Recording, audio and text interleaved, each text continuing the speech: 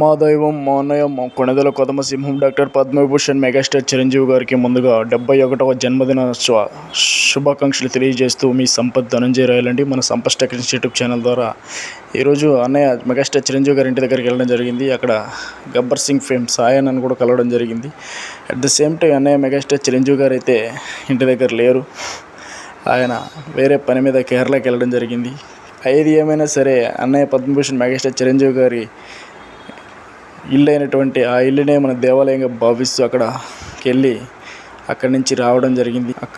తర్వాత అన్నయ్య doctor Padma Bhushan megastar Chiranjeevi గారి ఇంటి దగ్గర వెయిట్ చేసి ఉదయం 6 గంటల నుంచి సాయంత్రం 6:30, 7 దాకా వెయిట్ చేయడం జరిగింది. అన్నయ్య అయితే 7 గంటలకి బేగంపేట ఎయిర్పోర్ట్ నుంచి ఇంటికి చేరుకోవడం జరిగింది. నాగబాబు గారు మరియు రామ్ చరణ్ గారు మరియు చాలామంది సెలబ్రిటీస్ అయితే ఈవినింగ్ కూడా వచ్చి కలుస్తూ ఉన్నారు.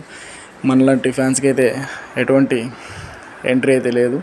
ఏదేమైనప్పటికీ అక్కడికి సంతోషం. అన్నయ్య డాక్టర్ పద్మభూషణ్ మెగాస్టార్ చిరంజీవి గారికి once second many more happy returns of the day.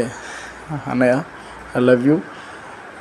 మీరు ఒక అగ్రస్థాయి నటులుగా 2 రాష్ట్రాల ప్రజలకు సుపరిచితం అయినప్పటికీ అంత పెద్ద స్టార్డమ్ ఇమేజ్ ఉన్న మాలాంటి వాళ్ళకి కూడా ఒక చిన్న అవకాశం కల్పిస్తూ ఉన్నారు. అట్ ద సేమ్ టైం నిన్న శిల్పకళ వేదికలో కూడా అన్నయ్య బర్త్డే సెలబ్రేషన్ జరగడం జరిగింది అట్టహాసంగా.